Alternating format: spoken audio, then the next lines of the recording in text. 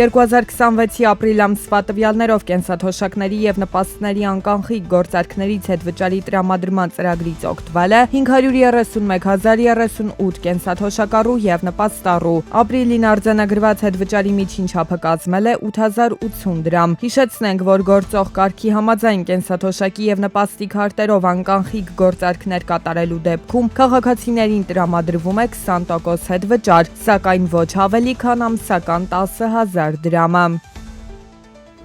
Քրեական օրենսգրքի փոփոխություններով վերանայվել են հարկեր չվճարելու հանցագործության շեմերը, խոշոր եւ առանձնապես խոշոր չափերը, սահմանելով ավելի բարձր շեմեր։ Խոշոր չափ է համարվում 1 հարկային տարում 30 միլիոն դրամը գերազանցող հարկերը չվճարելու դեպքերը 10 միլիոն դրամի փոխարեն։ Առանձնապես խոշոր չափ է համարվում 1 հարկային տարում 50 միլիոն դրամը գերազանցող հարկերը չվճարելու դեպքերը։ Սա նշանակում է, որ սահմանված չափերից ցածր հարկեր չվճարելու դեպքերը այլևս չեն համարվի հանցագործություն, իսկ որոշակի պայմանների առկայության դեպքում դրանց վերաբերյալ քրեական ընթացիկ վարույթները ենթակա կլինեն ավարտման։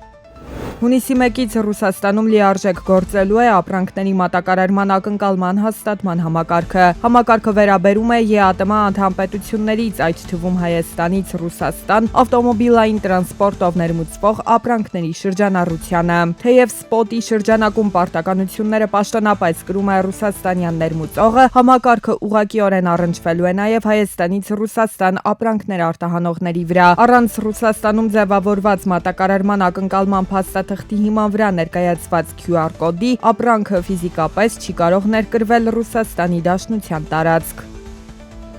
2026-ի մարտին իրավաբանական անձանց եւ անհատ ձեռնարկատերերի միասնական պետական գրանցամատյանում գրանցվել են 2724 անհատ ձեռնարկատեր, 1074 սահմանափակ պատասխանատվությամբ ընկերություն, 40 հասարակական կազմակերպություն եւ 7 փակ բաժնետիրական ընկերություն։ Տվյալները ներկայացնում էր վիճակագրական կոմիտեն։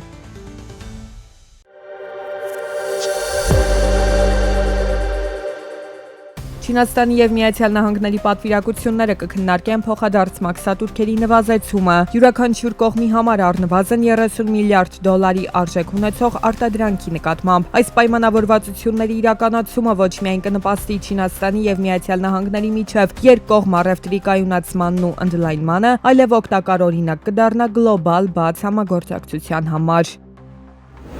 G7-ի ֆինանսական ղեկավարները խոստացել են չչարաշահել բյուջետային աջակցությունն այն պայմաններում, երբ Իրանի դեմ պատերազմը գլոբալ մակարդակում վտանգներ է ստեղծում տնտեսական աճի եւ գնաճի համար։ Կենտրոնական բանկերը վճռականորեն հավատարիմ են գնային կայունության պահպանմանը եւ ֆինանսական համակարգի հետագա կայունության ապահովմանը։ Դրամավարկային քաղաքականությունը կշարունակի կախված մնալ տվյալներից։ Կենտրոնական բանկերը ուշադիր հետևում են էներգակիրների եւ այլ հումքային ապրանքների գների ճնշման ազդեցությանը, գնաճի, գնաճային սպասումների եւ տնտեսական ակտիվության վրա։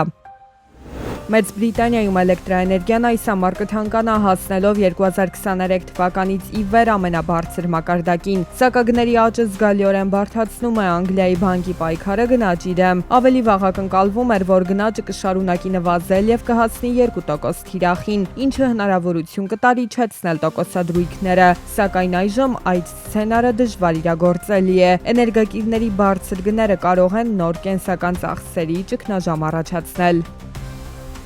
Մետան մտադիր է շուրջ 7000 աշխատակցի տեղափոխել այն ստորաբաժանումներ, որոնք զբաղվում են արհեստական բանականության մշակումներով։ Մասնավորապես ընկերությունում կստեղծվեն նոր աշխատանքային խմբեր, որոնք կաշխատեն արհեստական բանականության գործակալների եւ հավելվածների ստեղծման ուղղությամբ։ Ավելի վաղ հաղորդվել էր, որ ընկերությունը մտադիր է կրճատել աշխատակազմը մոտավորապես 10%-ով կամ մոտ 8000 աշխատակցով։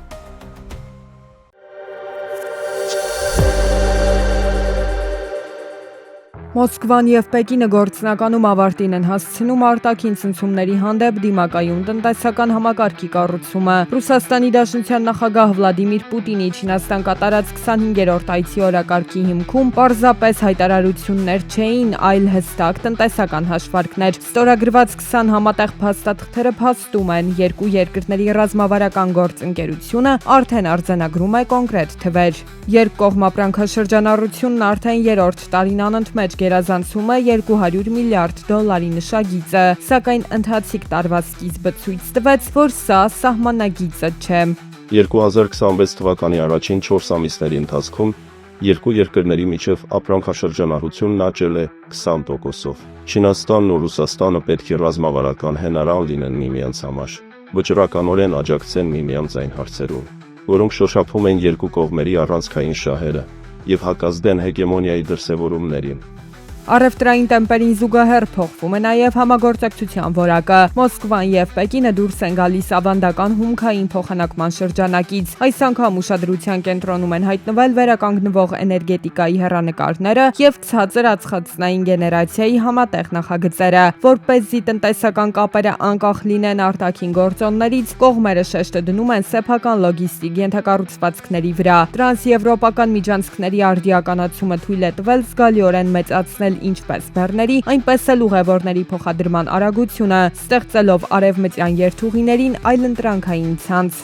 Գլխավորն այն է, որ Ռուսաստանն ու Չինաստանը հավատարիմ են անկախ եւ ինքնուրույն արտաքին քաղաքականությանը։ Մեր երկրների միջև ձևավորվել է փոխադարձ առևտրի կայուն համակարգ, որը պաշտպանված է արտաքին ազդեցությունից։ Մենք գործում ենք սերտ ռազմավարական կապի մեջ եւ կարևոր կայունացնող դեր ենք խաղում միջազգային ասպարեզում։ Բանակցությունների գլխավոր արդյունքը դարձավ հարաբերությունների խորացման մասին համատեղ հայտարարությունը եւ բազմաբևեռ աշխարհի վերաբերյալ հռչակագիրը։ Այս փաստաթղթերով Պուտինն ու Սի Ցինփինը ֆիքսեցին, որ Մոսկվայի եւ Պեկինի աշխարհաքաղաքական ու տնտեսական մոտեցումները լիովին համընկնում են։ Սա ազդակ է համաշխարհային շուկային։ Երկու գերտերությունները ձևավորում են ինքնաբավ տնտեսական համակարգ, որը պատրաստ է դիմակայել համաշխարհային քաղաքականության շրջադարձերին։